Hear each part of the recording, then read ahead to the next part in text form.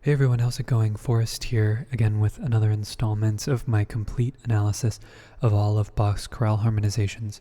Today we're looking at O Gott, du frommer Gott, which translates to O God, you righteous God.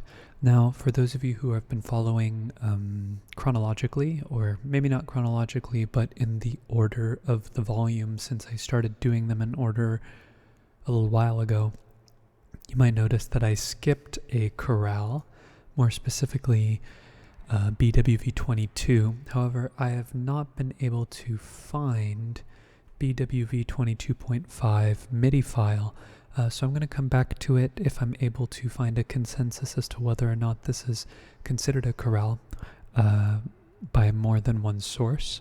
But I did find MIDI for BWV 24.6, which is the one we're looking at today. It's a very interesting chorale in the sense that it's not purely choral. It has instrumental accompaniment, and the way that it's notated here on the page is what it would look like if it were a chorale in a traditional style or in an expected Bach style. However, each of the fermatas is what the choir is singing in between instrumental interludes. So I've extracted the pure vocal content and turned it into a chorale so that we're just looking at the harmonic content of the voices, because that's been the extent of what our analysis has been on this channel. So that's what I'm sticking to. If you see other versions of this chorale on the web or in your own library, know that there will be a continuo part and part for, I believe, oboe and strings, so it's a different, larger arrangement. But that being said, we'll just hop right into the chorale and start doing some analysis. So we start off in the key of D minor. Notice that we start out on A major chord, but we cadence on F. So even though we start on D minor, we quickly modulate to the key of F major. So the first chord we have, like I mentioned, is an A major chord that's 5 in the key of D minor. We have a couple of ornamental tones in the alto as well, and that goes to a D minor chord, which is a tonic triad in the key of D minor, D, D, F, and A. We then have a modulation to the key of F major right here. So this D minor triad turns into a 6 chord or submediant passing tone in the bass before we get B flat, D, F, and B flat, which is a B flat major triad in root position. That's a 4 chord. And then we have a skip in the tenor, so that's still a chord tone, and some more ornamental stuff going on in the melody, which looks kind of like some imitation going on in these voices. A great deal of rhythmic imitation going on in the voices, the upper 3 voices, that is. We then have C, C, F, and C, this F being a 4-3 suspension over the bass or an accented non-chord tone, depending on how you look at it. But either way you look at it, 5 is being implied.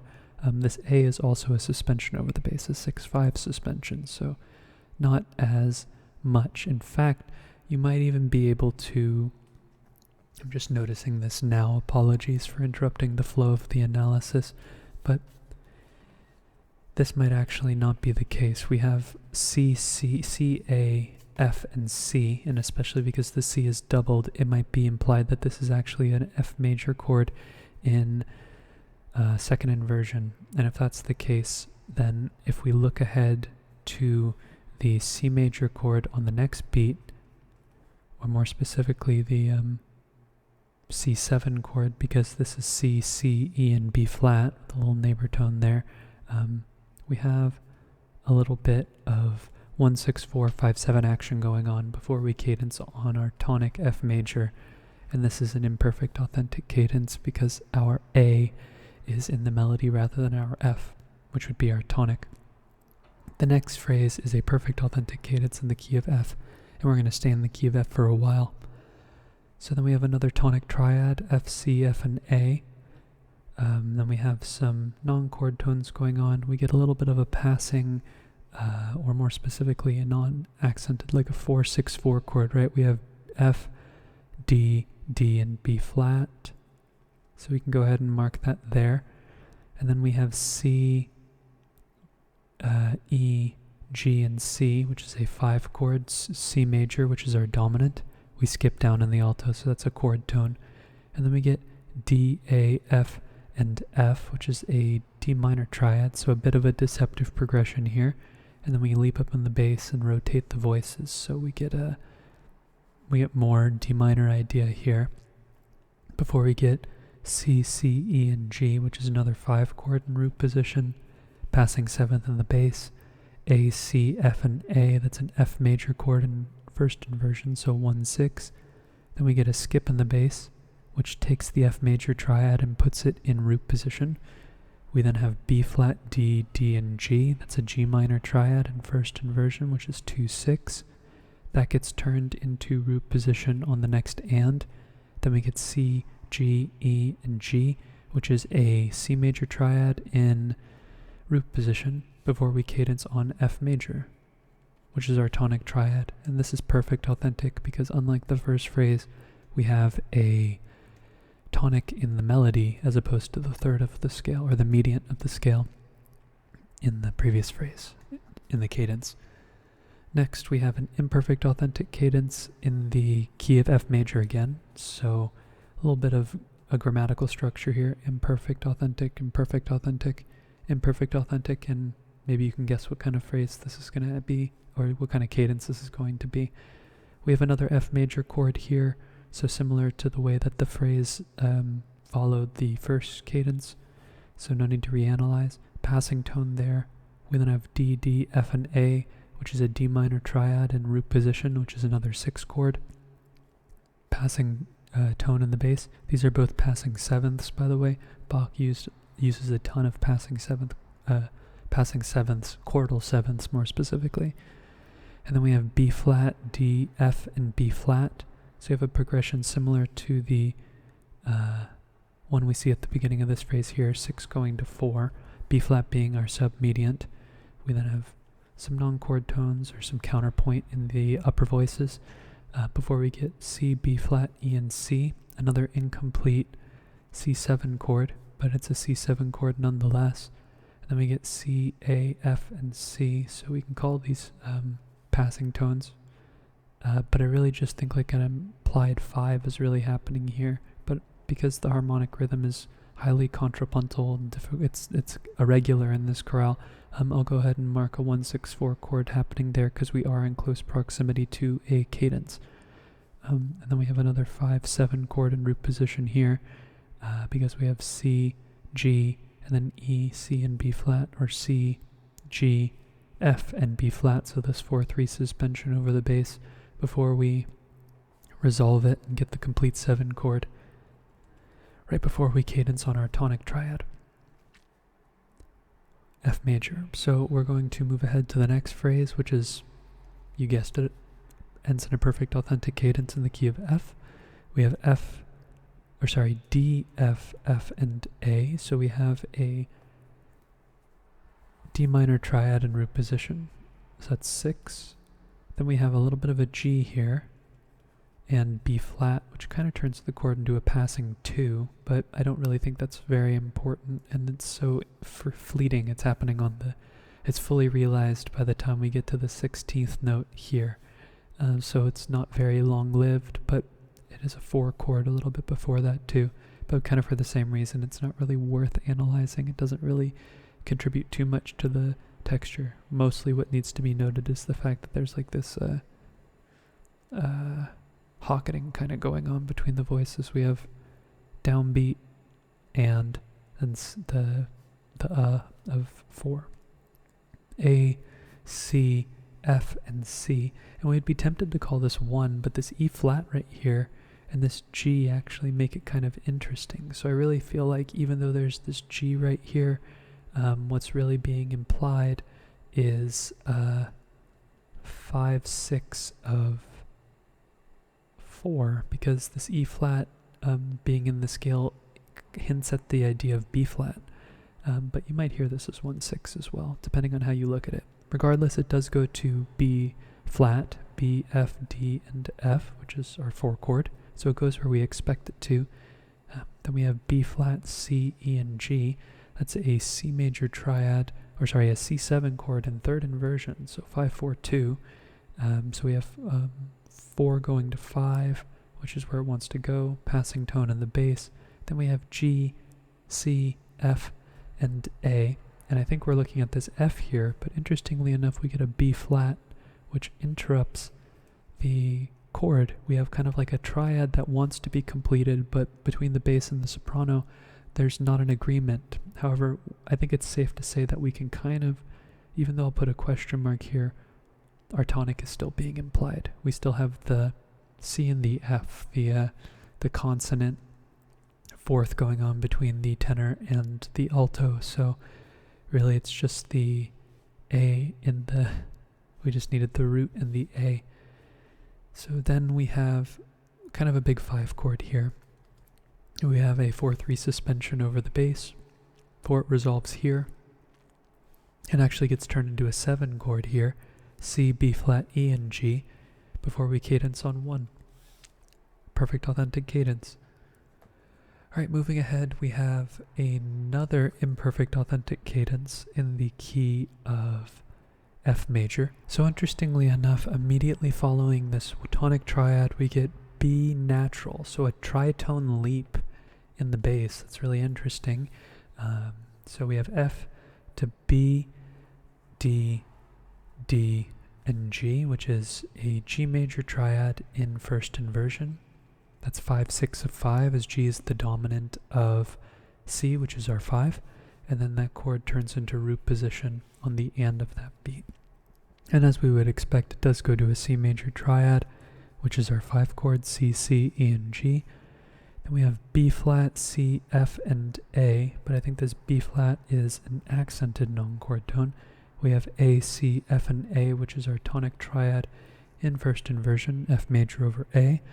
And then we have G, D, F, and B flat. That's a G minor 7 chord in root position, interestingly enough. So that's we have a bunch of fifth movements. So G going down to C, going up to F. So a cycle of fifths. Down a fifth, up a fourth. Which going up a fourth is the equivalent of going down a fifth as well, pitch-wise. So we have a 2-6 chord here. The C is a non-chord tone. That B flat's a chord tone.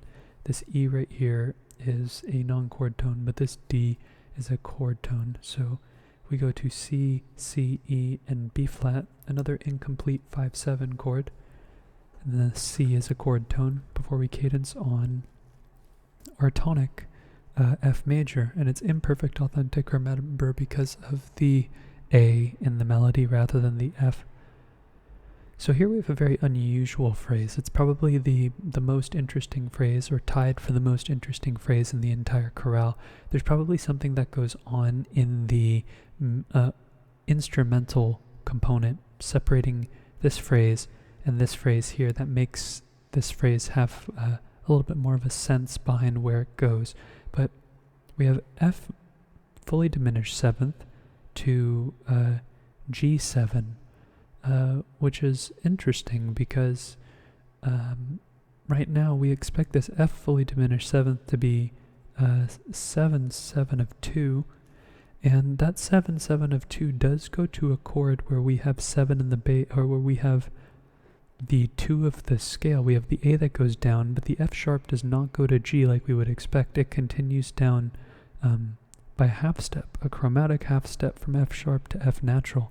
And instead of going to G minor, it goes to G7, which is 5-4-2, or G7 over F, which is 5-4-2 of 5. So it's another G chord, but it's not minor, it's something else. So the fact that one chord goes to the next and the quality of the triad, the foundation of the chord is different, is interesting. And I think it's worth noting that this progression isn't, it's definitely unusual, but we're tonicizing the dominant of the key of C minor, which is this is a perfect authentic cadence in the key of C minor. So the fact that we're going from F major to C minor is already interesting enough, but I think this 5-4-2 chord is actually just 5-4-2 in the key of C minor. And then we have E flat, C, G, and C, which is our tonic triad now in the key of C minor. we can call that 1-6, which is where 5-4-2 wants to go. 5-4-2 usually goes to 1-6. That the trajectory of the bass will be down by step in most cases, but we're going to see a 5-4-2 chord go to a root position chord later on in the chorale, which is kind of interesting. We then have some passing tones before we get some more chord tones. We then have A flat, C, F, and D. That is a D minor 7 flat 5 over A flat, which is 2, 4, 3. And as we near the cadence, we usually would expect, as I mark these non-chord tones, or maybe it's just one, we would expect a 6-5 chord rather than a 4-3. So it's interesting that we get 2, 4, 3. But I think it's because Bach wanted the A flat on the strong beat. We get a lot of A flat going on juxtaposed with B natural.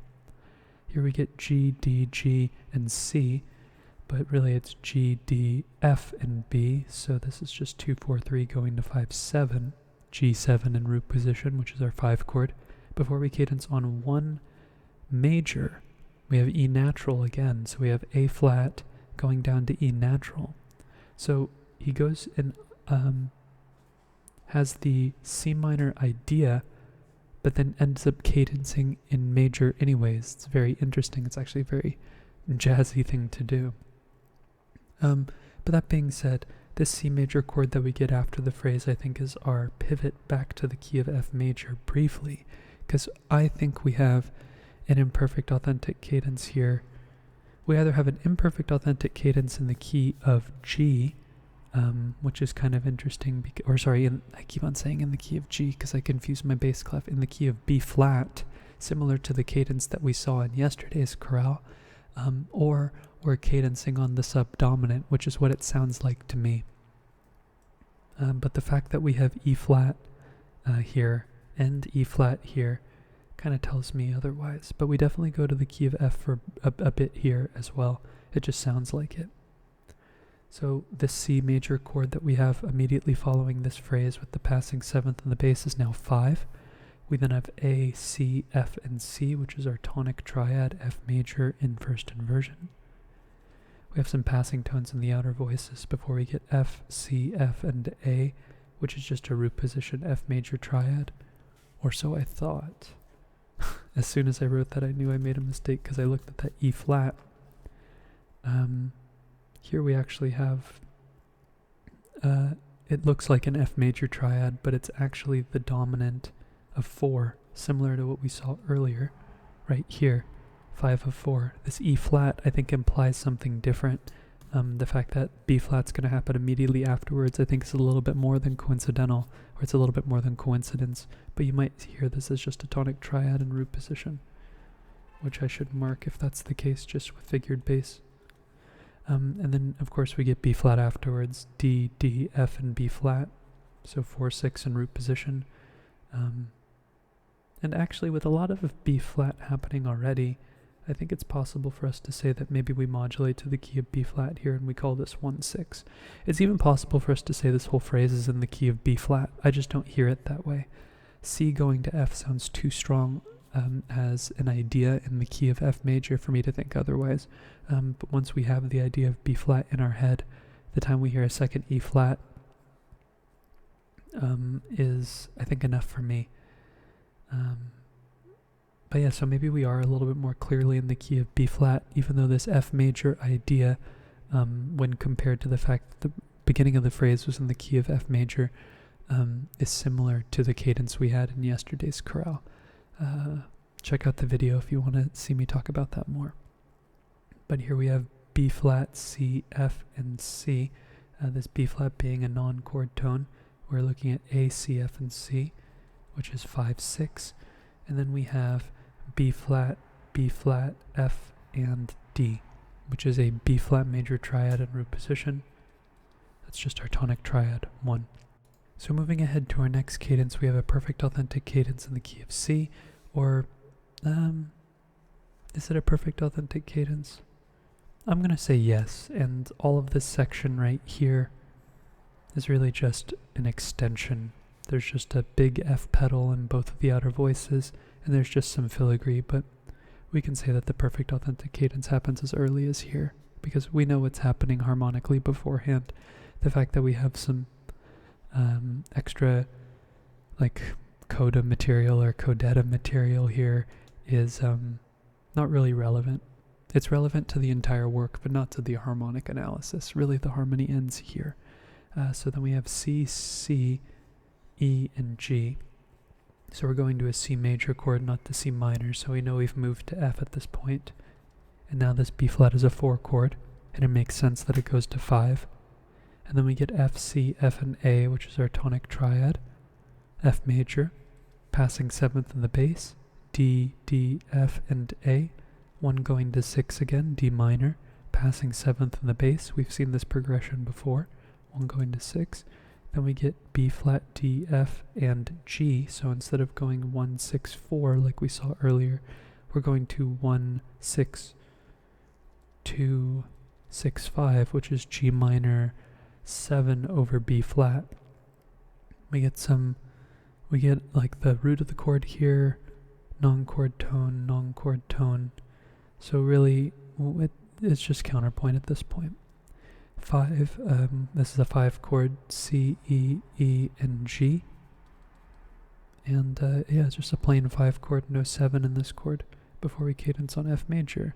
F, A, F, and F. So an incomplete F major triad, opting to keep that long pedal and keep the A and the F intact. If we wanted to analyze, we can put some parentheses here and see some other stuff going on before we cadence on 1 again. Or we're not recadencing, but the fact that 1 is reiterated again by the time the inner voices finish what they're doing.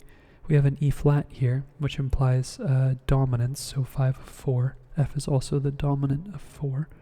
And then we get B flat and D, which implies 4. And when we're using a pedal here, the pedal tones are not always going to be part of the chord. So we have to keep that in mind and just use our best judgment to look at what the inner voices are doing. Sometimes there's only a pedal in one voice, and you can analyze the triads. Here we're only looking at 2 voices, so we can just use inference. We have A and C, which just completes the chord, F major. Then we have G and B and F, which really we just have a descending line here, but there is a little bit of 2 going on here. I meant G and B flat before we go to 1 again. So really it's just this descending line. So however you choose to look at it, it's just a series of descending thirds before we that's not a word, before we re-arrive at 1 again. So I'll leave you all with that analysis. This was kind of a hairy one because the harmonic rhythm wasn't very regular and the arrangement made it a little difficult to have a conclusive analysis, but where that harmony was discernible, everything was more or less functional, and chords went where we expected them to go. Really, this phrase in C minor, where the C repurposes as the dominant via the key of C minor, is very interesting. So I think that's the highlight of this chorale from an analytical point. But also we get another one of these subdominant cadences as well here in the key of B flat, which is really fascinating as well. But that being said, I'll leave you on that note. Thank you so much for watching the video. I appreciate your support. Thank you for supporting the channel by doing so. And I look forward to tomorrow's analysis. I hope you take care.